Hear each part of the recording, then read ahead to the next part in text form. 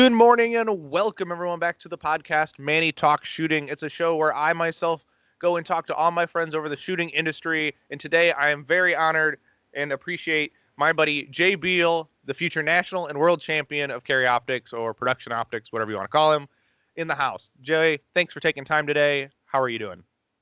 I'm doing very well. Thanks for having me on. It's pretty cool. What an intro. Jeez. Well, I didn't expect that one. yeah. I mean, it's gonna happen here eventually, so better get used to it, buddy. All right. So we're in mid-February now at the recording of this podcast, so it's probably really cold in Maine as well as it is here. Yes, it's a little chilly. I'm actually kind of cold right now because this room is chilly. So it looks like it's an exterior wall. Yes, it's an exterior wall. It's a half basement thing. It's not my current house that I'm working on, but it's another house that I'm living in. It's a little chilly. Yeah, you can see there's a heat pump behind me, but I think it's on. You think?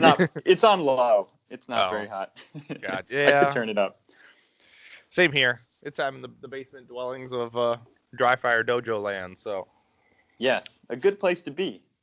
Good place to be. I don't like it because it also pulls me away from Dry Fire, but that's a whole nother topic in itself. Yes. But it's like the only place it can go, so it's got to live here. Yeah. But all right, there you go. First question of the day. I know it's probably the most question you get on every podcast. Who is Jay Beal, and what is your background? Yeah, I'll make it really short because it's probably like I'm a normal person. I work on a goat farm. It's not the only thing they do. We do blueberries as well, and I grew up here in Maine, and I was homeschooled up until kind of midway through high school, and then a little bit before that, I met my wife at a summer camp that's right close to where I live. And when kind of during high school, I had an opportunity to go to Connecticut, which is where she's from, and I went to and finished up high school in Connecticut, with the only purpose of being closer to the girl that I fell in love with. So it wasn't about the school for me there. It was just to be closer to her.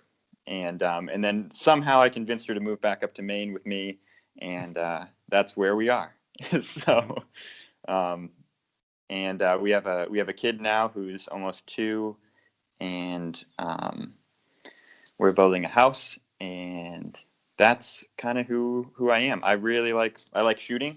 I like competitive shooting, and that's kind of like the hobby thing. It's pretty obsessive. I think it is for a lot of people when they get into this, and that's where we're at. And from other podcasts, I'm gonna try to not make you have to answer all the same questions, but we're gonna talk probably about the same things. But from listening to you on your first ever podcast, I believe was the Modern Samurai podcast, you got into shooting, competitive shooting, because of carrying concealed and shooting from open in appendix. That's right. Yeah. That's initially what I wanted to do. So you got people like the first person who I heard doing it and listened to was Gabe White, and he used to be on back when it was called the Practical Pistol Show, which was Ben Steger's podcast, which they've changed. There's been a whole bunch of evolutions with that, but Gabe White used to be on that, and that's where, because I would just listen to shooting podcasts no matter what they were, and I've always done that, and heard Gabe White talking about it. And Gabe, I've never talked to him personally, but he made Master Shooting Limited from appendix, from concealment, all that stuff. And that whole evolution is I then heard on some other podcast, I heard about Steve Anderson and heard him talk about like how he had made Grandmaster, and then at some point right in there, I was like, all right, well, I'm gonna compete. I'm gonna use my carry gear from concealment, and I want to make Grandmaster. Now, obviously, there's some like changes along the way where I didn't make Grandmaster with my carry gear from concealment. I made it to Master, and then wanted to switch over into carry optics and really play the game. And play the game, exactly. So we don't have to get people who listen to other podcasts to get really into that. Like, listen to the one with Scott, because that's the main reason we talked. And Scott and I still chat back and forth here. And but yeah, it was from concealment for the first. It did that for nine months, or I think it was maybe like 10 months, and then I switched to carry optics. And it's quite impressive to even make Master in concealment. I mean, you were shooting major with very expensive ammunition, but yes, I wouldn't want that bill. No, and so I wouldn't shoot a lot. I would not. I would shoot 9 major in matches, and then I would shoot. So that 9 major was 147 grain Underwood plus P plus. It was like carry ammo in matches only. And I would only check 0 with that ammo, and then I would train with Tula 115s, and I would put it was borderline because it wouldn't really work in my gun because I had an 11-port compensator on it, and so I had like an 11-pound spring that I'd cut down to like I think it must have been like 8 pounds, and so when you get that light in a Glock, lockup just like doesn't happen. And so it's a little frustrating. That's part of the reason as well that I stopped doing that, because I needed major power factor. You can't compete. You can compete in open, but it's very, very difficult to compete with open guns with not an open gun shooting minor. Yeah, I mean, I definitely can be done. I think that you can. I still think you could make Master, you could make GM in open from concealment doing that. You just have to be really quick, and there's nothing wrong with that. I think you can be, but yeah, I mean, like I wanted to have major power factor, and then that's the whole thing. It's like, well, if I'm doing this from concealment, major power factor, might as well switch over to an open rig, like open outside the waistband stuff, which was entirely new to me because I'd never had an outside the waistband holster ever. And then I switched over to it and had to learn to reload from like the other hip and a whole bunch of stuff. So it was pretty interesting, that initial switch, which was only like 2 years ago. And so it's good. It's good. And then you said it took 6 months to make Grandmaster and carry optics after that, right? It was a little longer than that. I think I switched in September of 2018, and I made it in August 2019. I don't shoot a lot of matches. Maybe if I shot more matches, could have been a little quicker. But I'm shooting like a match a month, with one classifier match a year. So it's not like it's a lot. I know people shoot less, people shoot more, but I don't shoot a lot of matches. All right, same here. I am in the same boat. I get maybe one local a month. Yep. And the one classifier match a month. And I'm hoping this month to get that. Well, this first year to get my first major in, because I haven't been competing that long anyway. But I mean, I think literally we are just transplaced. You are in Maine, I'm in Michigan, but I'm not at your skill level yet. It's like the same person, not yet.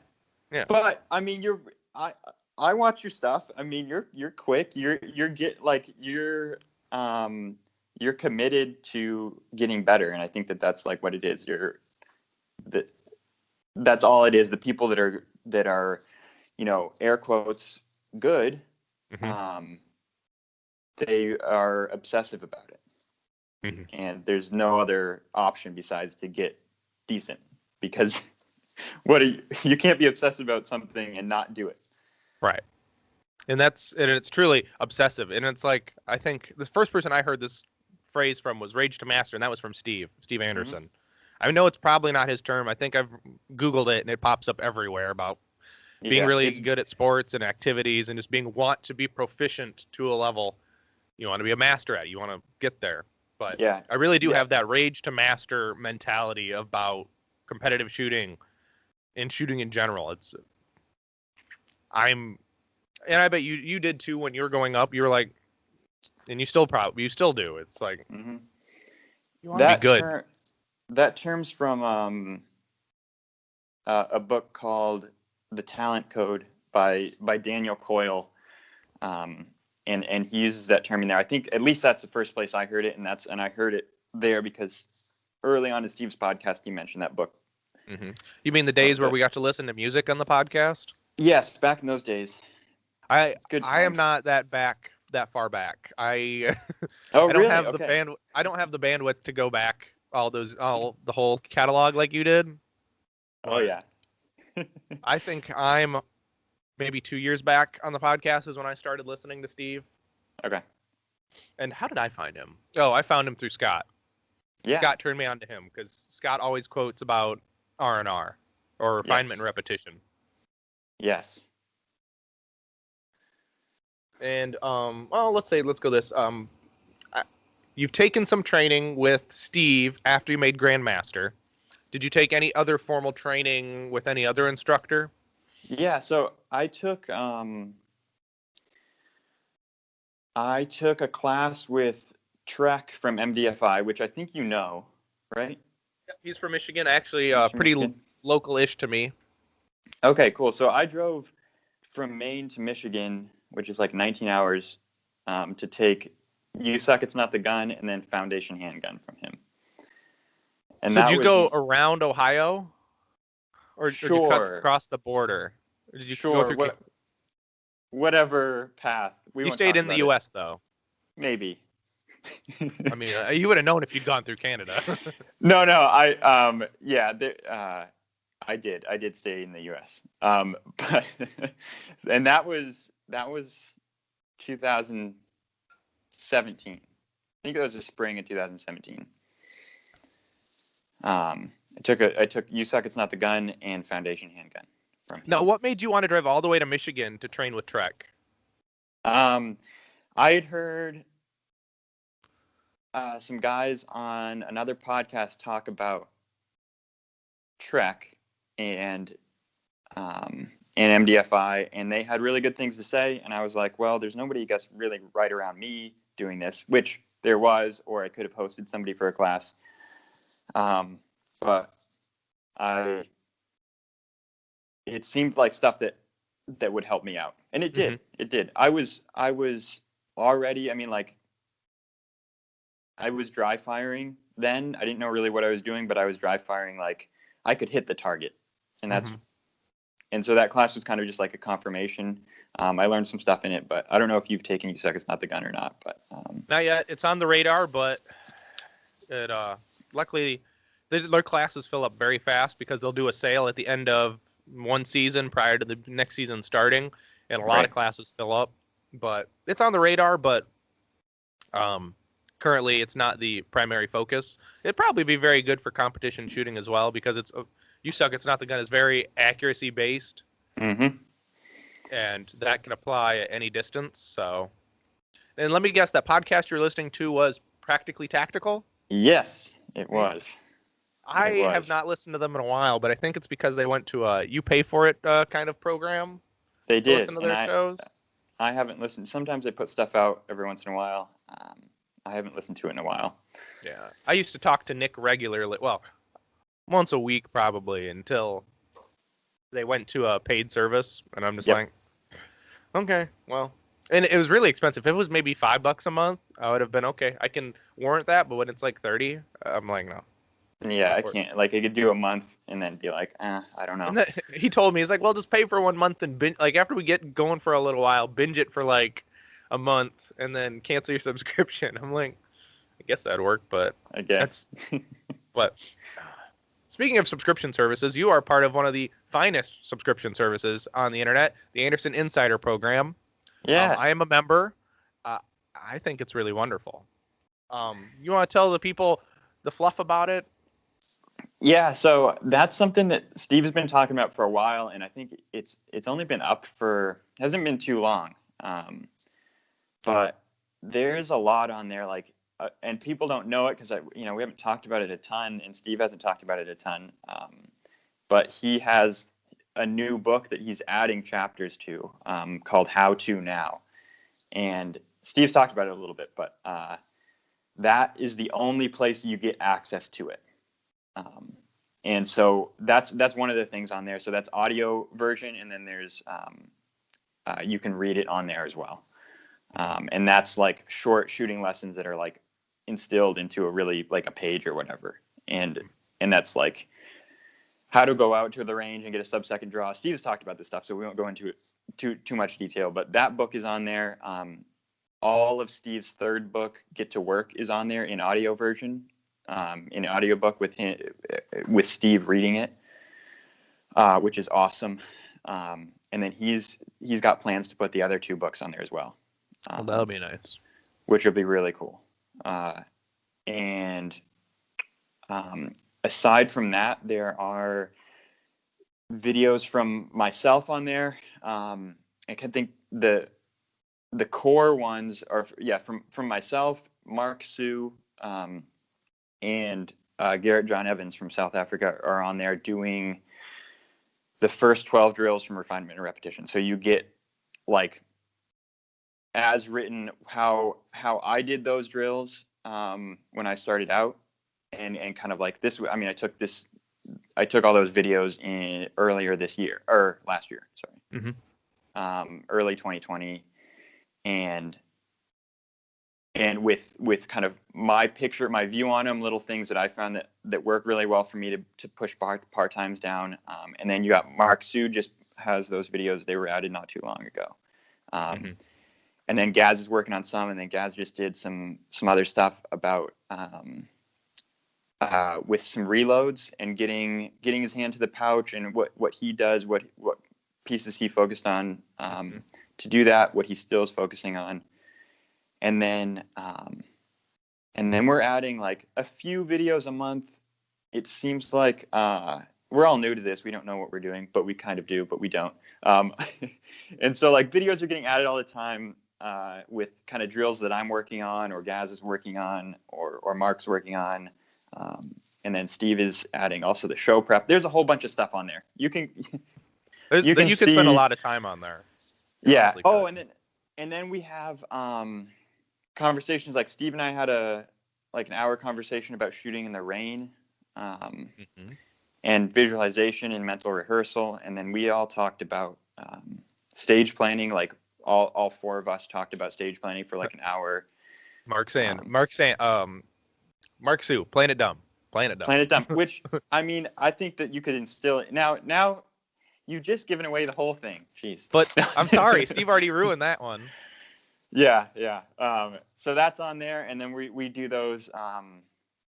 We do those frequently as well. So we're going to be doing one about the performance analysis journal from Lanny Bash from Mental Management, and like all the secret sauces on there, which is what the program is, right? It's the Insider, or maybe it was originally called Secret Sauce. I don't know. That needs to be the subtitle of the Anderson Insiders. Yeah. So it should be. There's some good stuff on there, and there's more to come, and it's always being added to, so it's good. And I find it like, if you're gonna pay for any subscription service, kind of like this kind of thing, it's worth your money. I mean, I would agree to maybe say give you a 3-day trial or a 1-day trial to just see what it's about, or put like a half-opened page to see, here's a couple things, what you might be interested, what you might get out of this, to then entice people to pay for the service. That's a good idea. I did it full knowingly of the quality of shooter that all three of you are and Steve is, and I just dived head in. Yeah. And it's been quite wonderful of information and plethora, and I pay my $15 a month, but it's quite nice. And but Steve gives away most of his sauce in the podcast, so we need to tell him to stop talking about mental management so much of it. Then he would sell more classes. Oh yeah. But that's a good idea. I like the free trial kind of deal. Well, we'll get with Steve about it. Steve, if you're listening, This is it. And I'll make sure to send him this because I need to Yes. still ask him about getting on the show. It was interesting. I'd sent Mark Sue a message one time, just after saying out of the blue, sent him a message about it was the AMGLab.com Commanderson timer clip from Shooter's Yes. Toolbox, and Yes. he's like, I was like, oh, Jay's great. I tell him, well, I'm talking to Jay about the timer, and he's like, oh, Jay's great, and it's like, here's all the information about this clip you want. He sent me a video that he had. It was really cool. Yep. I don't even know Mark Sue. Besides that, he's an awesome. He's a pastor, I think. He is. Steve said. He is. Now, when all four of you do a call, what time is it locally for you? Okay, so we have to the person we're working around is Garrett, who's in South Africa. So he's 7 hours ahead of me in Eastern time, and then Mark is like 3 hours ahead. He'd be 3 hours behind us, right? 3 hours behind. Okay, so I don't. It's like we've done them before at it's like 11 a.m. Right, it's got to be like midday because it's. Yeah. I think the stage planning talk, he was like 10 o'clock at night for Garrett. Yes. So it must have been midday for us. And he looked tired. I think so. He looked really tired. Yeah.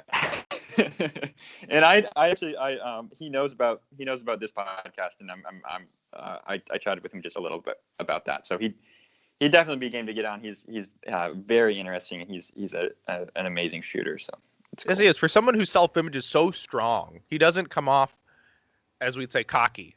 At least in my eyes. I mean, all of you are very humble. Steve is very humble. And I think Garrett, he comes across like that's.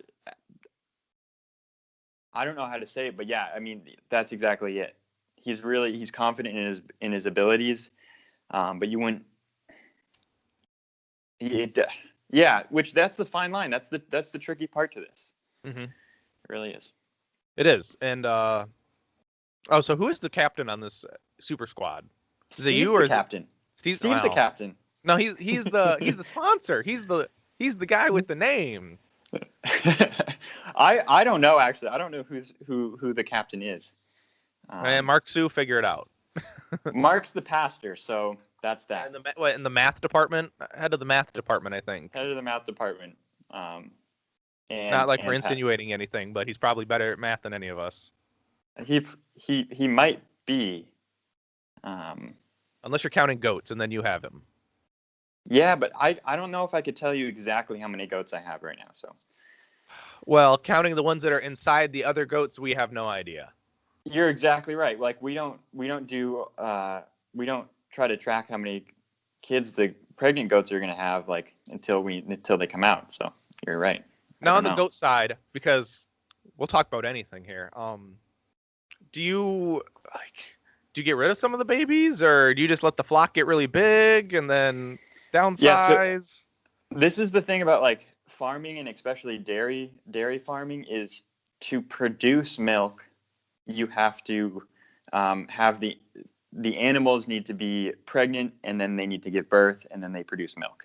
So you have to do that every year, which means that you're going to get, for goats, 1, 2, 3, 4 kids, maybe even per goat. And so you can't keep all the goats. And so a lot of them go to auction. So probably end up in meat. And then we keep a very select few that are from milking lines that are productive, that produce lots of milk, that have good traits that we want to keep. And we are very selective about that. Now, would you get rid of more? I'm assuming you'd auction off the more mature goats who are not going to produce milk anymore. That's right. So if there are goats that aren't producing milk, those ones get sold. And then when kids that we bottle feed for initially to get them on the bottle, then those ones are also sold because we can't keep all the kids. Right. Okay. So we keep the babies and the old ones. Babies and the old ones. Yes.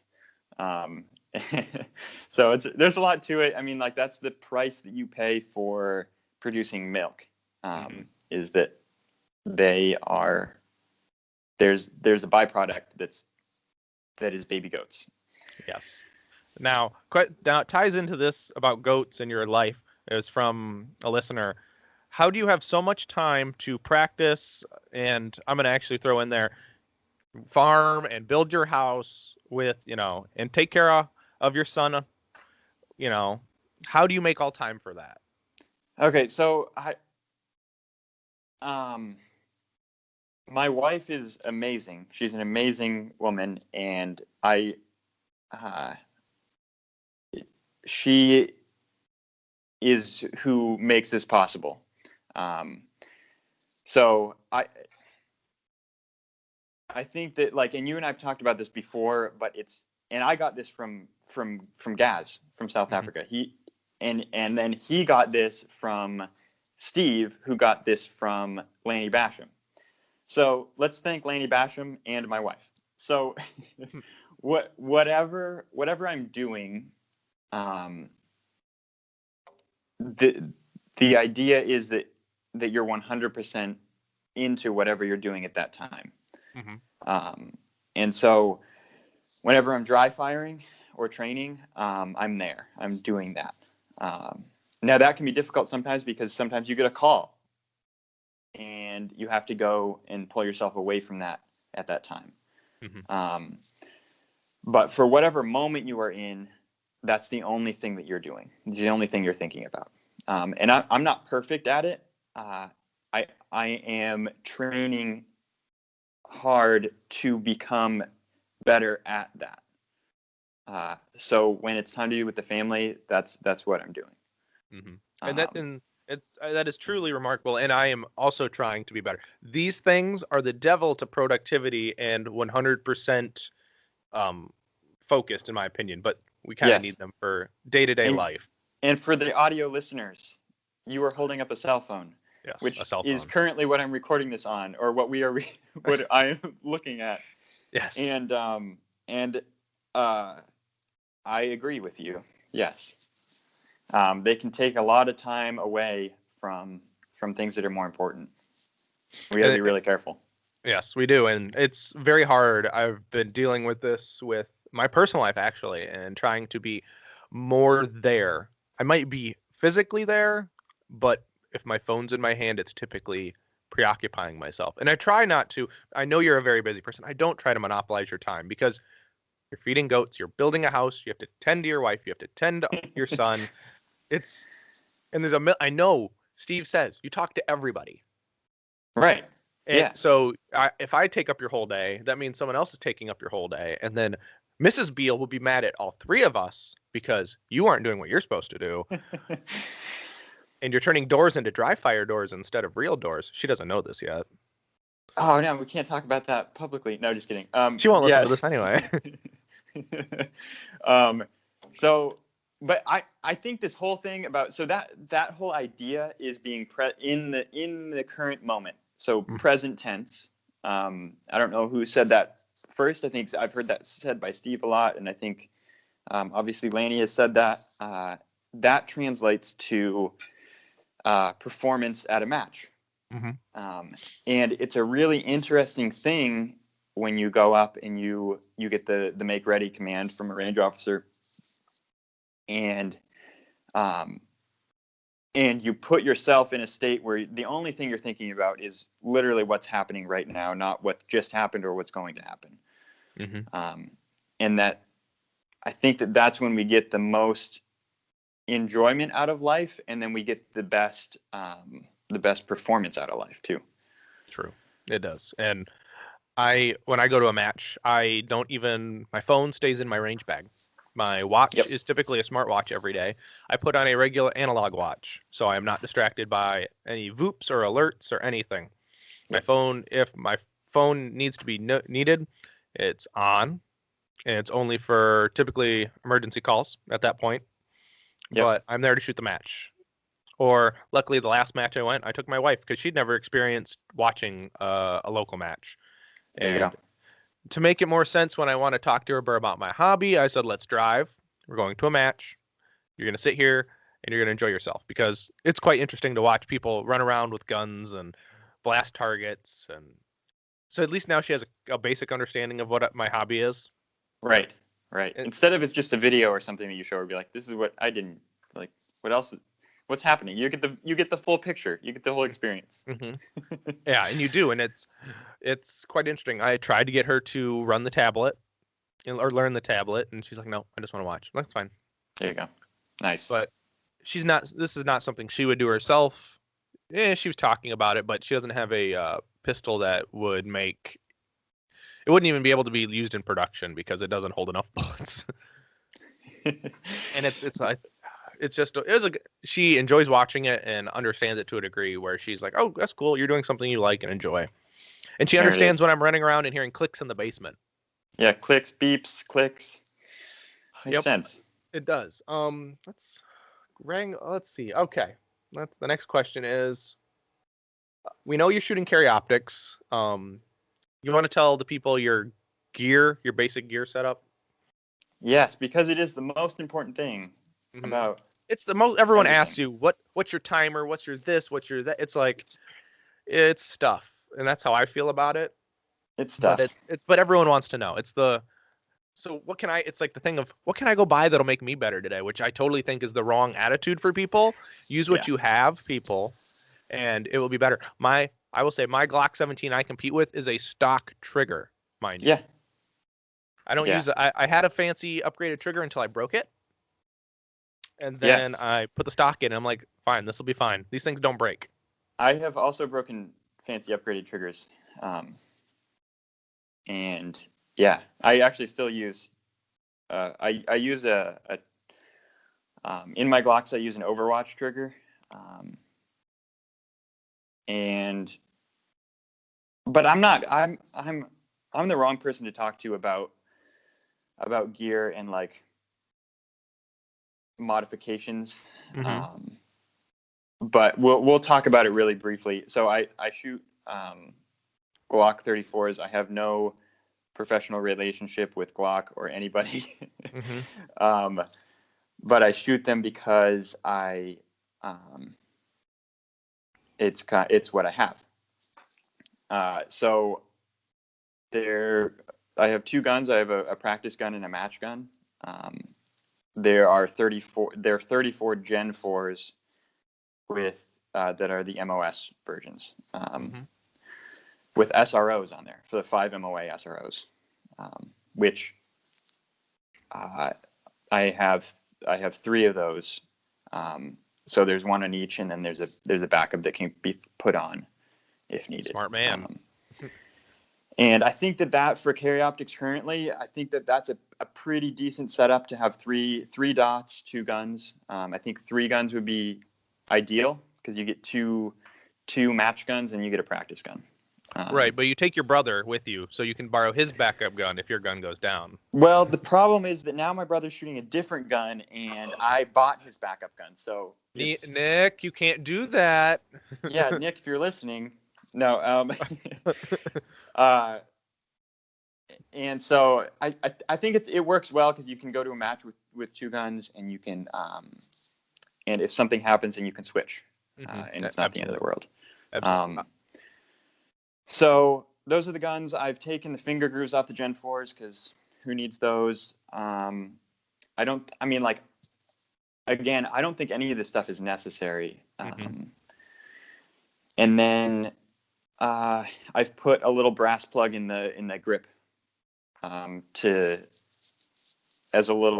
there's that void back there in all the Glocks, and the back of the case will get hung up there on reloads.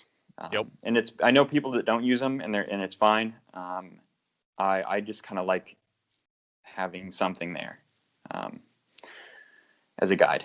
And then holster stuff, I use I actually don't even know. I think it's a Comtac holster. It's whatever cheap. Boss hanger, and then CR Speed stuff. CR Speed belt and pouches. Because they are the finest gun handling gadgetry you can wrap around your waist or anywhere else. Very well said. Very well said. You know how many times that I say that on a regular basis just because I'm I'll listen to Steve's show and I will say the intro with him every Yes. time until he messes it up or he changes it. And I'm like, damn you, Steve. Yeah. So that's the stuff. And I think that the other really important part is having a timer. I used for a long time. I used an app on my phone, but they're not the same. If you compare them, they're not accurate. They're not as accurate as a real timer, and they definitely don't work in live fire. Yeah. Or they don't work very well at all.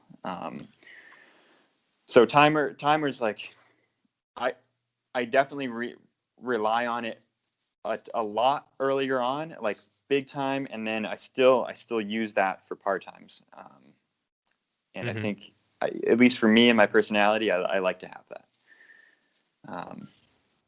And I think that's it. Yeah. I think that's the stuff. It is the stuff, and that's great. And I honestly think I agree with you. Compete with what you have. You don't necessarily need to go out and buy a Shadow 2 unless you really want to go spend $1,200 to $1,400 on a Shadow 2, one Shadow 2, and then go buy another one, and then mill it. I mean, shoot with what you have. I mean, you can eventually upgrade later. Myself, I use a plug, but it's a plastic plug from, I think it's a Pierce plug. And it smooths out when you mess up your reloads. It smooths it down, so it makes the magwell complete. I do think you should see if you can upgrade to Gen 5s because you don't have to take the finger grooves off, and the magwell's just a little bit bigger. I know, but I just dry fired with one not long ago, and I didn't really like it. Really? I don't know. I was like, it's not any different. But maybe I don't know. I was happy with keeping with the Gen 4s, even though I think they're being discontinued, but that's... Yep, they stopped. They'll make Gen 3s for California, but it's Gen 3 and Gen 5. They got rid of Gen 4s, unfortunately. Yeah. So that means you can probably find them for cheap, though. So you just buy them cheap and stack them deep, Jay. Is that what you're supposed to do? All right. At least that's what Brian tells me. Just you buy it cheap and you stack it deep. Yeah, or Brian would know. You go to GFSS matches, and you win those, and then you get a free gun. That is probably the way to do it. It is, especially for you. Unless we can get you into a bull gun. We can get you into open. Right. Who knows?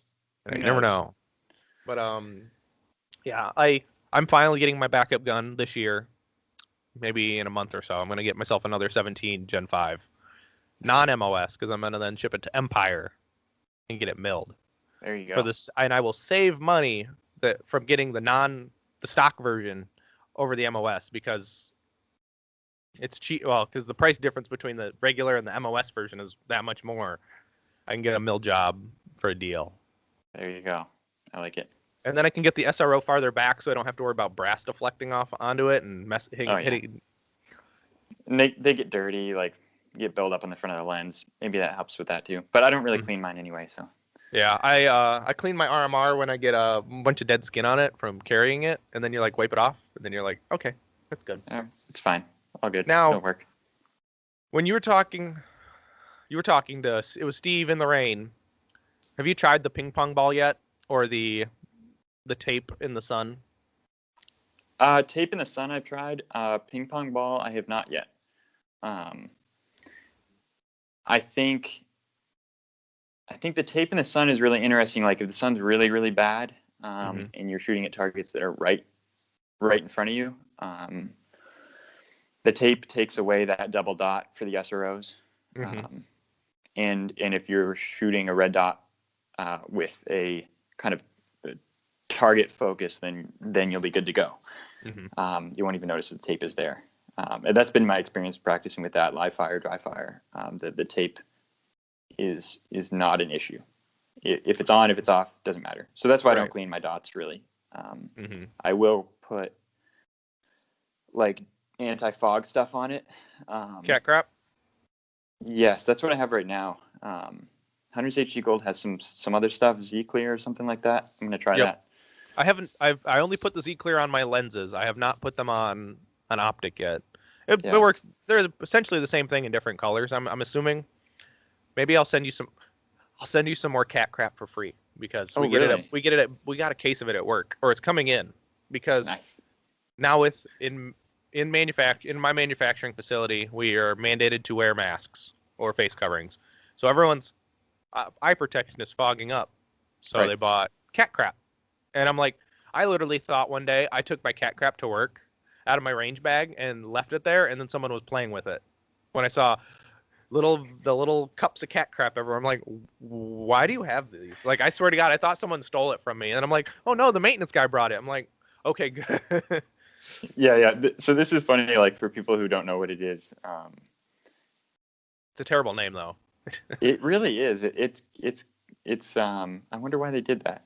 Anyway, I think it's useful, and I think that if you apply that, if you know it's going to be raining, and you put something on your dot, then like the first shot might be kind of starburst, like you get dots everywhere because there's water droplets on there. But then after the first shot, those are gone. Mm-hmm. So that's kind of why I haven't committed to like trying a ping pong ball stuff. It's another thing you got to carry with you. It's part of a make ready routine that you got to train, you got to rehearse. So I'm all right with keeping defogger on the lens if I know it's going to be raining, or if I know it's going to be really humid. I like that. Definitely going to try with the ping pong ball. Because that was interesting to hear Juancic talk about the ping pong ball. Yes, and I was like, I never thought about it. Yeah.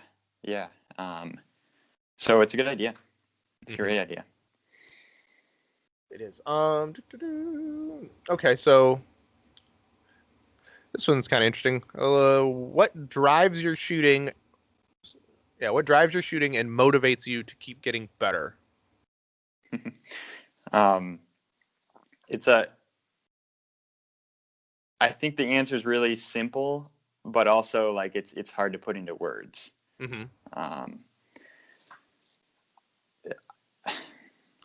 Which is why we're having some dead air right now, because I don't know exactly how to say it. It's a great question, and I think it's passion.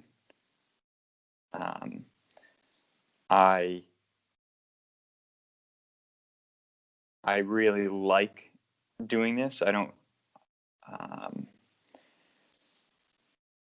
know exactly what it is, but there's a degree when you feel like you're getting better at something, there's a drive to continue to get better at that thing. And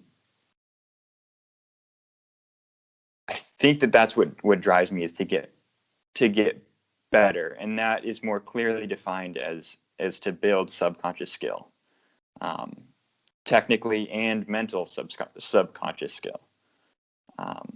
And so to train technical stuff and to train mental stuff, to build it so it's at a subconscious level, so that when we're going through our everyday life, or when we're competing, that we can just be in the present tense that we talked about earlier.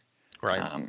So that's really what I'm interested in. I'm interested in building subconscious technical and mental skill, so that I can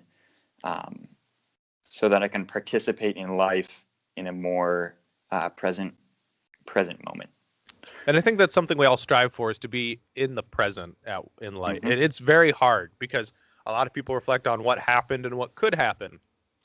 One of my favorite mantras from Steve is, what can I do right now? It's like if you're having a bad day or stressed, what can I do right now to get this job done? I know he's talking about it right now, is walking the 3 dogs. I mean, it's all he's got to worry about. What can I do right now to make sure everybody's safe and we're done here? Yes. What are the questions that Steve has said? Like, what am I doing right now, and why? Right. If you can't clearly answer those questions, then it's okay to get to a point where you can. And so I think that was there 2 parts to that question, or was that pretty much it? There was there was one question. That was pretty good. It was good. Okay. I hope that is clear enough. And it's tricky to talk about, because it's not like I'm doing this because I want to win, or anything like that. I'm doing this because I like to do it. Right. And winning is more of a sub reward to getting that subconscious skill and following the process, and being the passion that drives you to do all these things, to be very good, be proficient and have all this skill. Winning is just a benefit of putting in all this work, and that your drive has built for you. Yes. Yeah. I think that if we're too tied up in the winning part or the results, I mean, this is stuff that Laney's talked about so much. That is such a strong distraction from the things that matter, which is what you're doing right now. Which again, like, what are you doing and why? Like at a match, I'm at some stage in my mental process that I'm doing. That's what I'm doing right now, whatever that stage is. And why am I doing it? Because I know that that's going to give me all of my subconscious skill on demand. And that's what I want. And if you guys are listening to this, go pick up With Winning in Mind and break the icebreaker, tip off the mental game. Read the book 3 times. Give Steve Anderson a call or an email at steve@andersonshooting.com and get signed up for a mental management course. It's the best $250 you're going to spend on your mental game right now. Yes. Yeah. And I paid for that fully with my own hard money, and it was life-changing. And it really will change your life as soon as you take it from the aspect of shooting and putting those same principles on daily life. I kind of want to get a second journal for a daily life journal, like a performance journal, not for shooting. Yeah. And I think that'd be an interesting test to see how, having the 2 journals, the shooting journal and the life journal, how much more your day-to-day life gets better because you are treating it like a match or a performance, each day to day. Yeah. But following the mental management process is tuned for day-to-day life. Yeah. I think it's kind of interesting. It's a little separate from that, but Brian Enos talks about in his book, like an error. I think it is in his book. If it's not, then somebody can send me a message and correct me. But like an error-free day, which there's a little bit of results wrapped up in that statement, so maybe some words could be shifted around. But like a day where you are where you're not rushing through anything, you're not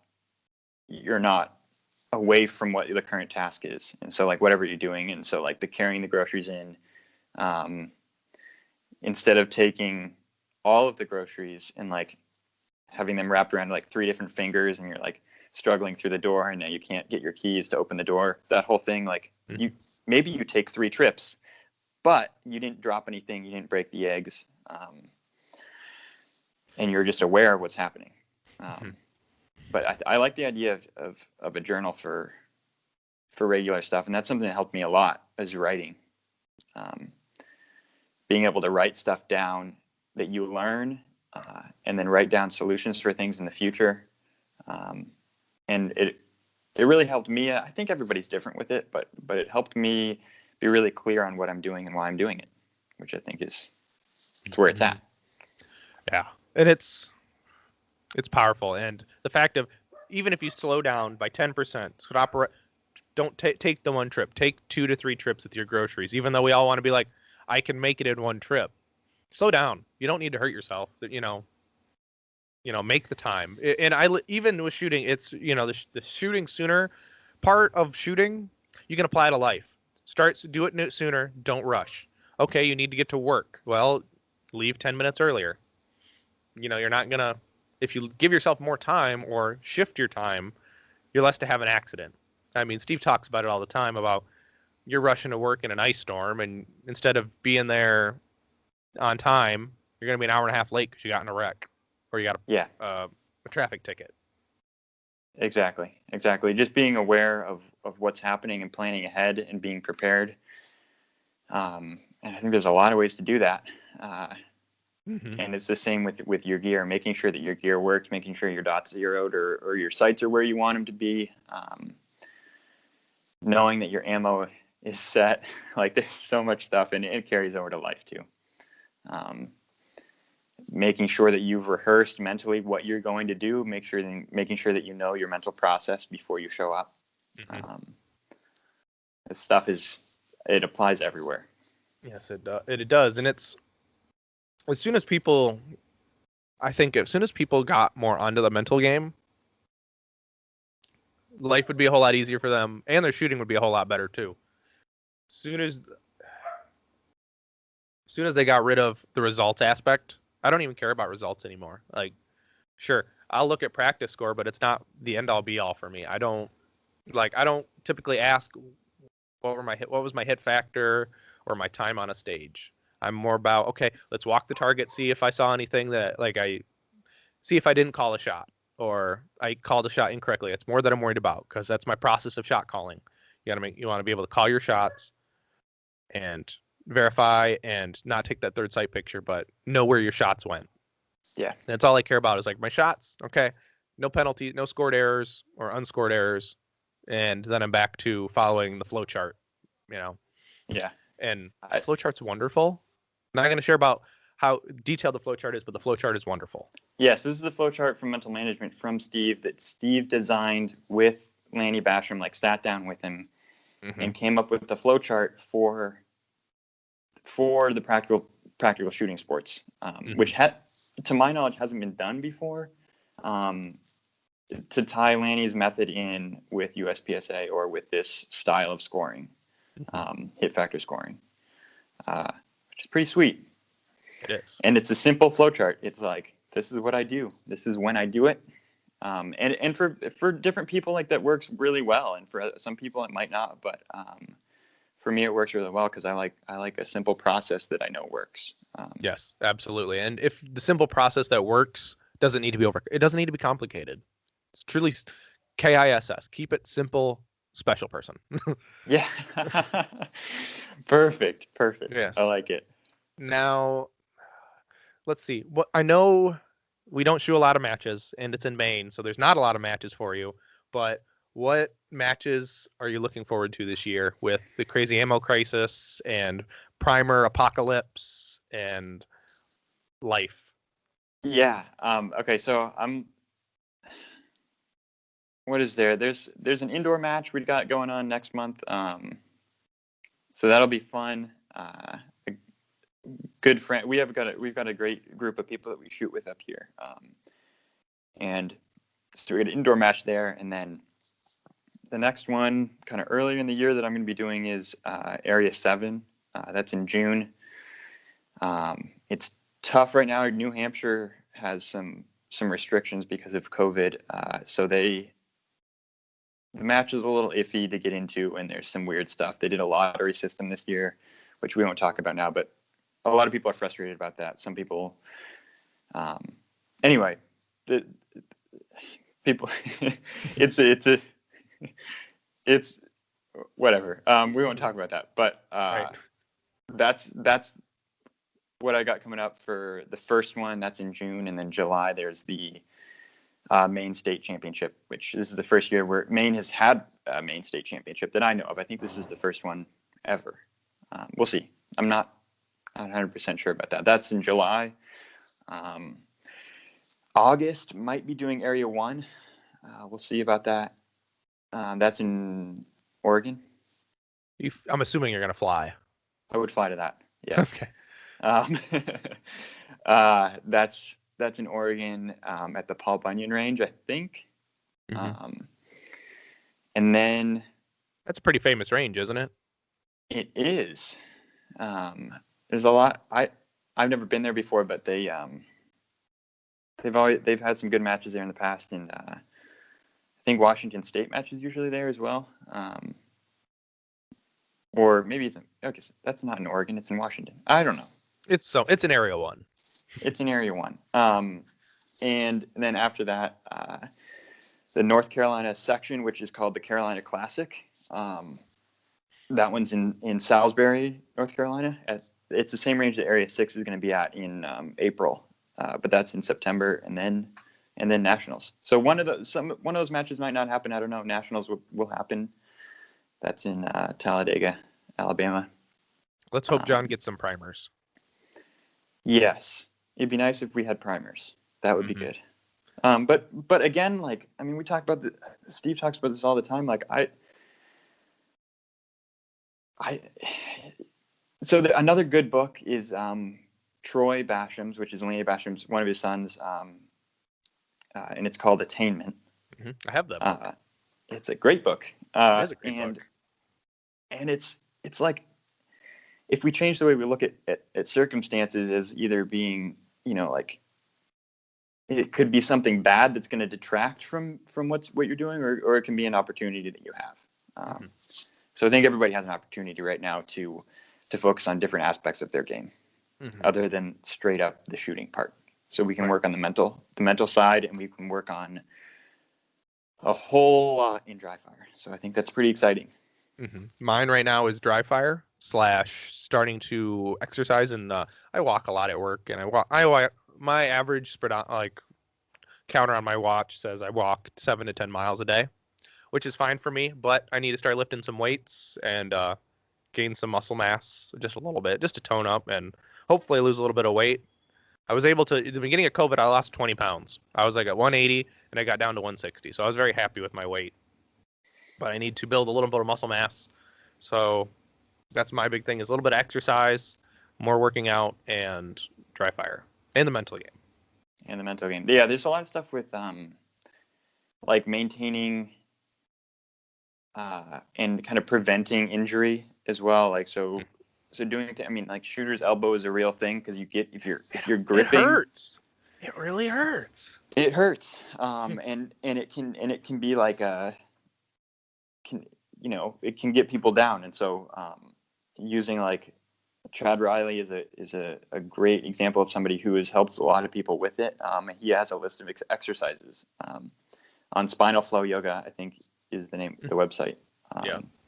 And so I do stuff like that to prevent injury, and then do stuff like box jumps are awesome. Whole bunch of stuff that's like just explosive movement things, but also just in the sense of like squats, or to build flexibility and to be able to be in a place where like you can do an activity and you're not really sore afterward. You just keep on going throughout life, and it's good. Right. And that kind of exercise really helps a day of a match, saying like you're shooting a 10-stage major all in one day.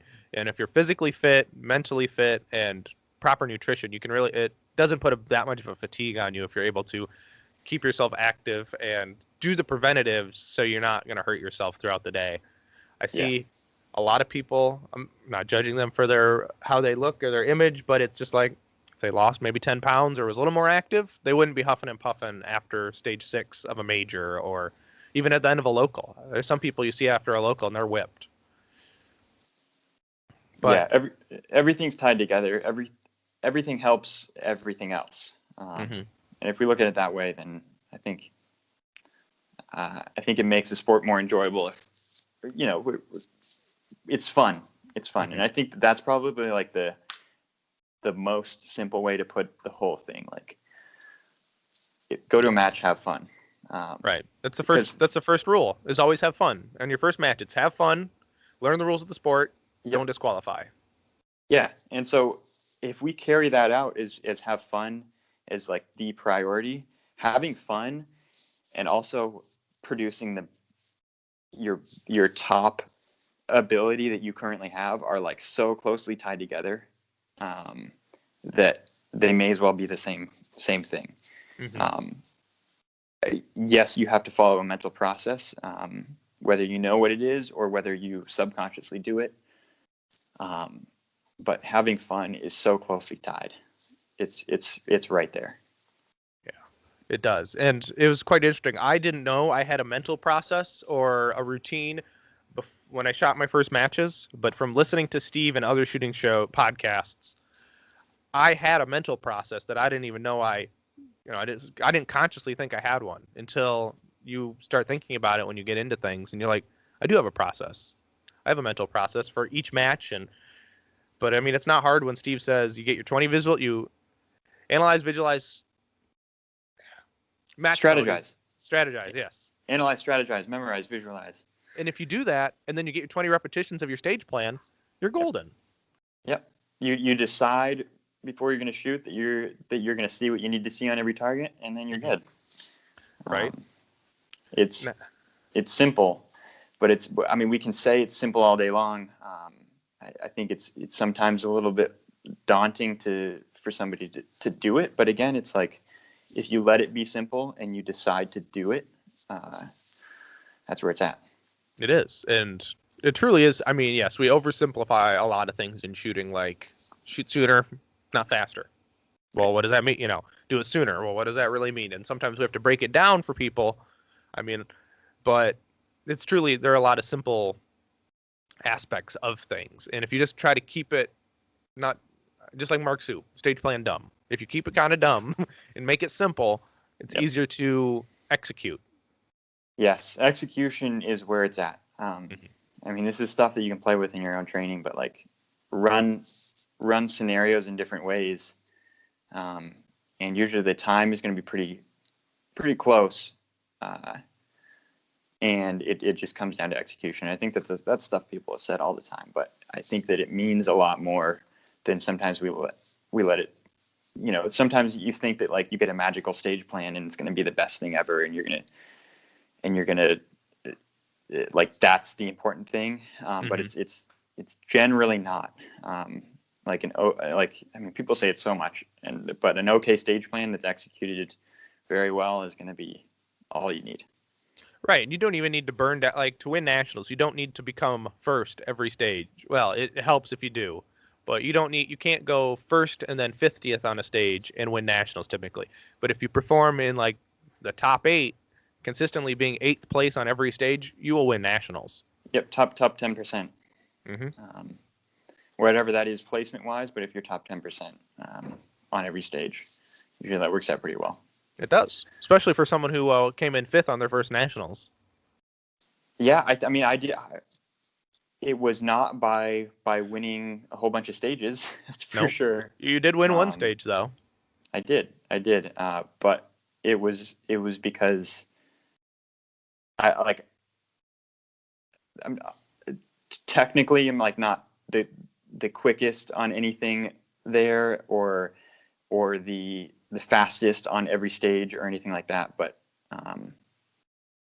it worked out well to do the same thing over and over again. It did, which is the definition of being consistent. And I think that all just stems from a mental process that's consistent. It does. And speaking of nationals, really quick, the stage with the bobber behind the steel wall, yes, and the plate. How many shots did you throw at that? I shot it 3 times. 3 times. Okay. And I had, so it exposed up. I called a hit in the center of the target in the lower A zone. I shot another one, missed above the top of the target, and then shot another one as the top of the target came back. And so I had 2 off on it. So that worked out. I was talking with Brian the other day about it because I was just curious because that was an interesting stage to watch for most people. It was the Shannon Smith is the craziest stage plan designer ever when he decides to let's make everything the bobber and mover year. Yes, there was a lot of movers. That stage there was a piece like a big 24-12. What is the big steel challenge plates that they put? So that one was behind the paper target, and then there was an 8-inch hole that you were shooting the target through. And so you hear steel ding each time you shoot, whether you hit the target or you hit around the 8-inch circle. It's just a different sound. Right. So that's something you have to. I mean, you program that you're gonna shoot another shot if you don't see the dot lift from somewhere in the 8-inch circle and see that the target is behind there somewhere. I mean, if you call your shots, you're fine if you know where the bullets went. But yeah, that is a pretty sweet stage, and then that had a swinger on there as well. Does Jason at Targets USA make a bobber yet? I don't know. We'll have to ask him. We'll have to get him. We'll have to get you a bobber then, and we're gonna have to cut out 8. Yeah, we got to get you a bobber and a wall with an 8-inch hole cut through it, so you're perfect at it every time. Yeah, we got to talk. Go ahead. No, we got to talk to Jason about that. We do. Yes. I was surprising. I called him after I took a Tim Herron class in 2020. I called him after that, and it was interesting because Tim was actually going up to Alaska that next week for a class. And it was funny because I called because if you call Targets USA, you're actually getting Jason on like his cell phone. Yeah. Which is really cool. That's why I have his phone number saved in my phone, because when you're a business owner and your number is, the direct line for the shop is your cell phone, you are a man of great integrity and will answer anytime. And he called me back. I didn't even leave a message because I'm like, well, they're busy and you never know how the phone is set up at the shop. If you're going to a voicemail or you're getting dumped somewhere. But he called me back, and he was in Kentucky going to the Kentucky match. He called me back. We talked for an hour on the phone. A stranger who never, someone I never interacted with or met, talked to me on an hour about steel targets. It was phenomenal. Yeah, no, that's the thing. Like, you can talk. He's open to ideas for stuff, and he'll talk to you about whatever and get you hooked up with whatever you need. And if you don't need anything, then that's fine. It's all good. I was about to pull the trigger on some rhino knockdowns. Just because I'd asked him what was I going to buy. This was like a year ago. So if I was going to buy one thing, what do you say? It'd be a rhino knockdown. I ended up not being able to afford not afford it, but be able to budget for it at that time. And I just haven't shot a lot, and I haven't gone to the range. I'm trying to figure out a private range, not quite something like yourself, but not at my own house. I need to first build a backstop there for a little bit better safety. There you go. So something, because right now it's like a single lane. I can go 25 yards back, but I really can't move side to side just due to the angle of trajectory at this property until I build this one thing to protect the wood stove. Yes, that's important. I mean, and it's just the wood stove. It's just the taking of a chance of hitting a steel and ricocheting into the wood stove. I'm not wanting to fix my family's wood stove or the cost of that. So, and the family who's letting me shoot there, it's my mother's house. So she likes the shooting sports and loves that I have a hobby that I'm passionate about. But I don't want to ruin their property or whatnot. Yeah, absolutely. So it's paper, and it's been pretty good so far. You can get a lot done with that for sure. Mm-hmm. Let's see. One of my favorite questions is, what is something that current Jay would like to tell past Jay about shooting? This is something I've actually thought about a little bit, separate from it, and I don't know if anybody's gonna really like this answer, but I don't want to tell my past self anything different.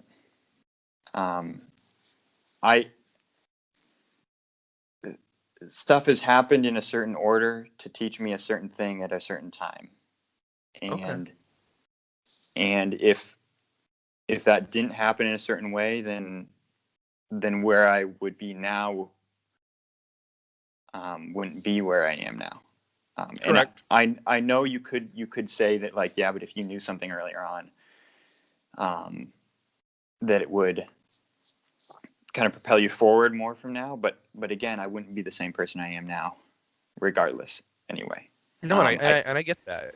It's interesting. It's an interesting way of life, and it's not an interesting way to put it, I should say, is that you can't change the past. So. Yeah, and I know that's like a really it's an annoying way to answer that question. I get it, but I think if I would tell somebody else something, it would be the mental stuff. Mm-hmm. Like I spend just as much time now training the mental side as I do the technical side, and I think I know that for me it's not always been that way, but again, the progression that I took, I'm going to keep that progression. I don't want to change that progression for myself. I think that a lot of people can look at it from the mental side, and mental performance is just as important as technical performance. And they're tied together so tightly that there's hardly a difference. So I'm not going to tell myself that in the past, because the progression that I took to get like an understanding, or like even a surface understanding like I have now, I'm not saying that I know everything. I definitely don't. But I'm committed to figuring stuff out and learning. Man, that answer sucks for that person who asked that, because like that's not. Maybe No, it doesn't. I don't that's know. me. That was a question. That was one of my questions. All right. Well, geez. Man. No, it's good. I like it. I'd rather people not cop out and give me some answer that they don't believe is true. I appreciate that you said you wouldn't change a thing. Yeah. I mean, I could make something up and tell you, but that, yeah, it wouldn't be true. It wouldn't be truthful. So. Right. I mean, there are things in life that I would approach differently, but again, like, I struggle with it because I don't want to change it. Mm-hmm. Now, besides your wife and Steve Anderson, who are your biggest mentors / supporters? Minus your sponsors. We'll get to them in a bit. And that's really good. There's a lot of people. There's a lot of people who I've taken information from, and like we're really lucky that we have sources like YouTube, like Instagram, like there's a lot of places where you can get information, and it's lots of people have said things that have been really powerful at different times. I know that's like I'll list some people, and if they're not on that list, then it doesn't mean that they didn't say something at some time that I took to be really useful. But like Scott Jedlinski, Tim Herron, JJ Racaza, Robert Vogel has said some stuff that's been really powerful on interviews with he's done with other people. And I've talked to some of these people as well. Ben Steger has said some stuff. And these are people that people recognize their names, but there's also people that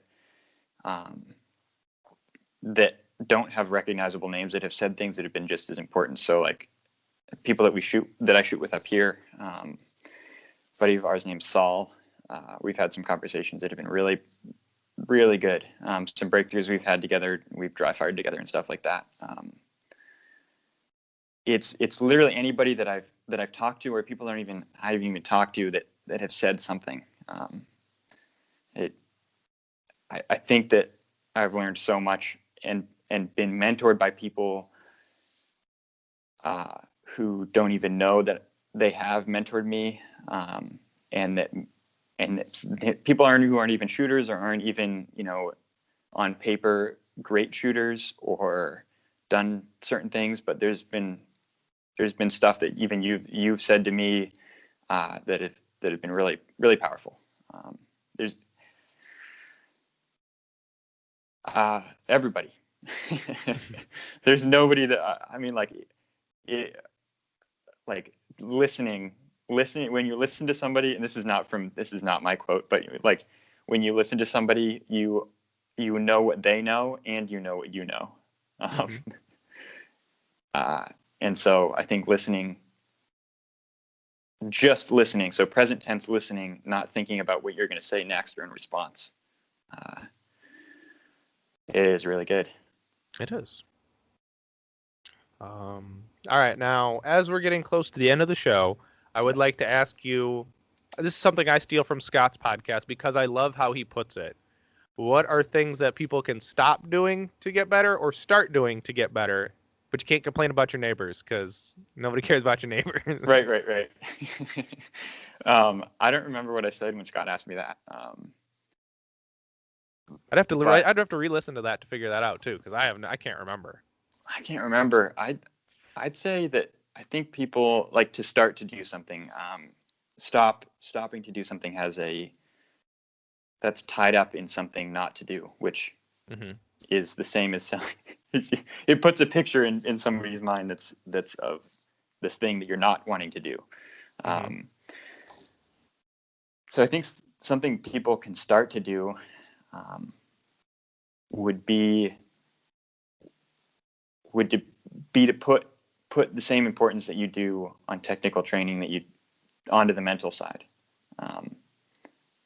and put a little bit of dedication into reading books that are about performance, and starting with Lanny's book. If you haven't read that book, and I don't mean pick it up and like read the cover, or even just buy the book. Like that's not the same. I would say get that book and read it and highlight things and take notes. That's what I would say to do. Mm-hmm. Absolutely. I would say that too, because it's the tip of the iceberg for the mental game. It truly is. Even if you spend the $17 to buy that book, it's going to make a difference if you put it into practice. But cracking the tip of the iceberg on it definitely will improve your shooting if you put effort and time into doing the steps and the processes and changing how you think. It's not necessarily going to be a game changer, but it makes you change how you think about things and how you say things to yourself and others. I don't try to say fast or faster in a shooting context anymore, because that is not a correct way of mind, I think, for my shooting. It's more efficient. It's more effective is what I try to say. I don't try to say that was faster. Yeah. Because I think it could have been a terrible run. It might have been fast, but it could have been Alpha Mike or Delta Mike or anything. But it could have been fast. But that's not what we want. Yeah, I think, I mean, words mean things, and so for better or worse, like let's use the words that build people's self-image and don't tear it down. So let's use words that are beneficial. I like it. Mm-hmm. Absolutely. There was one question from Brian. I almost forgot about this, so I had to check my phone again. Brian asked, "What is your favorite part / aspect of shooting major matches?"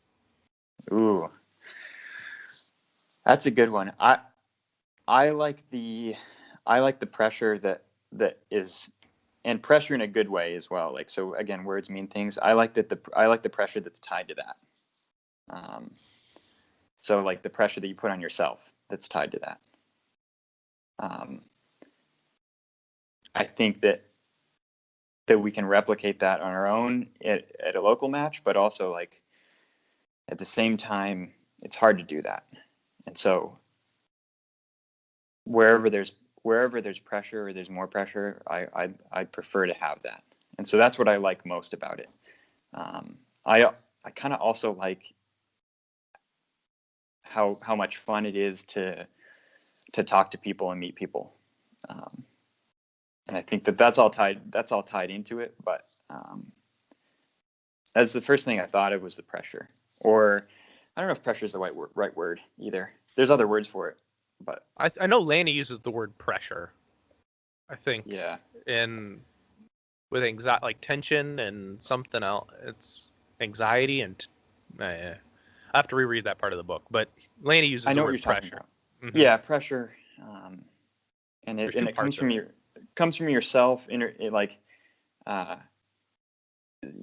sparked by the environment or something like that. Like that's what I like most about going to a match that maybe a range I haven't been to before, or at a squad that I've never shot with before, like on a squad with really good shooters that I've never shot with before.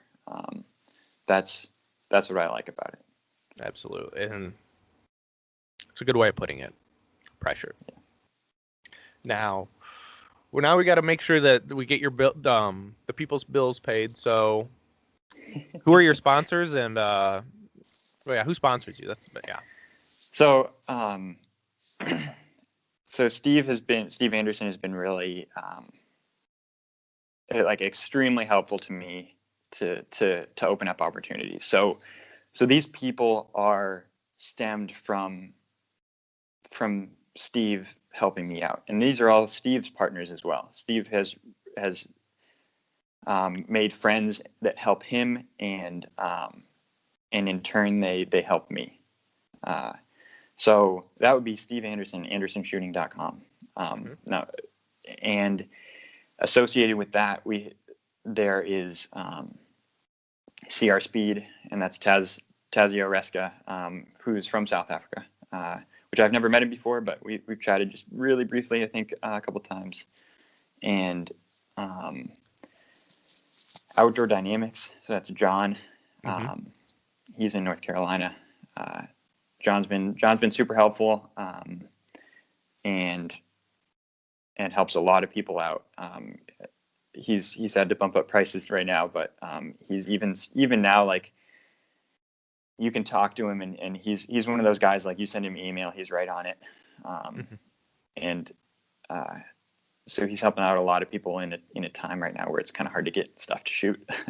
He does have 40 right now. At least you can always buy 40. He does have 40, and you can always ask him about 9.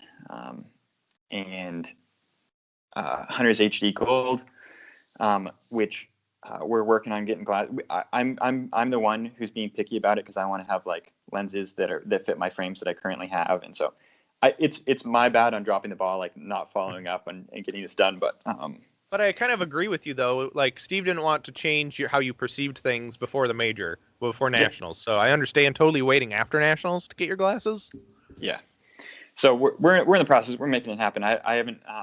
But anyway, he's helped Steve out a ton, and Steve's in turn helped me out a ton. So without me directly having them, I know Brian's a great guy.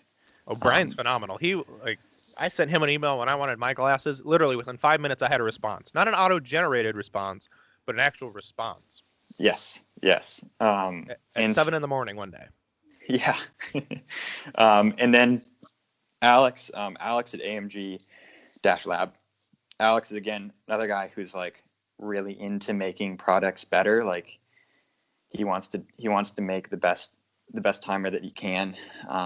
And he's like, he makes them himself right now, which is why there's a weight on him, but he makes them himself, and spends time to make them so they work really well. He's got some videos of him, like, chucking them at a concrete wall, like, multiple times, which he has those privately on his YouTube, but maybe he doesn't even want me to say that. Anyway, he makes a pretty sweet timer, AMG. And eventually I'll have my AMG. Eventually. Yes, eventually you'll get it. Oh man, Chris Tilley was selling them.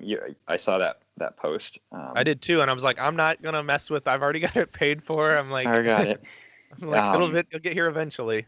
Yeah, and then Target USA, who's got a lot of his stuff and his swinger. He's got a new swinger coming out, which maybe he's posted already, but it's like, the base of it is I haven't seen a base like that I have it, and you don't even have to put sandbags on it. You don't have to stake it down or anything. Like, obviously if you were a major match you would, but you can just have it set up. It's really wide, super stable, and he's got a ton of other stuff, and he's the same way. Like, he's always thinking about this, always thinking about ways to improve things.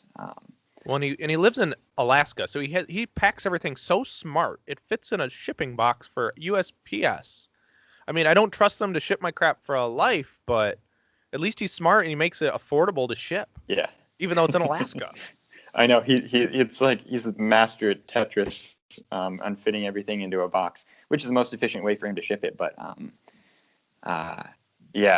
so Jason over there, huge help to me, and then again, huge help to Steve in making kind of opportunities happen for Steve as well. So I think that's it. Did we cover him? You might know better than I do. I know Steve's sponsored. Well, you're not sponsored by Bull. not by Bull, but Steve. But Steve also, Bull Armory. And so I think that might be it. It is. I think that is all the sponsors. I don't have any other questions, and they can find you at jclay94 on Instagram. That's and right. If they search Jay Beal on YouTube, they can watch your match videos, and you've done a couple Targets USA videos as well, showing the poppers. We're gonna be making more. Yeah, we'll get some more of those out, and a lot of stuff. And you can find me. Send me a message. I'm happy to talk to people. Love talking to people.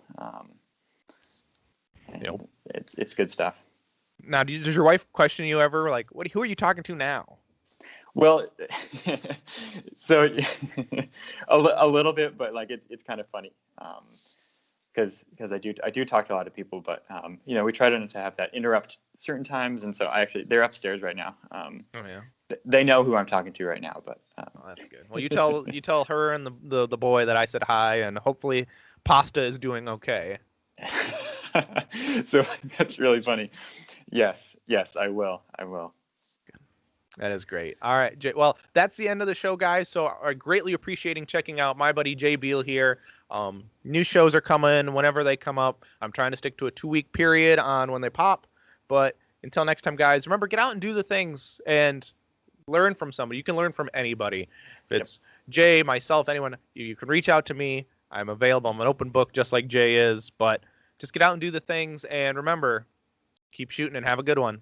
We'll catch you later.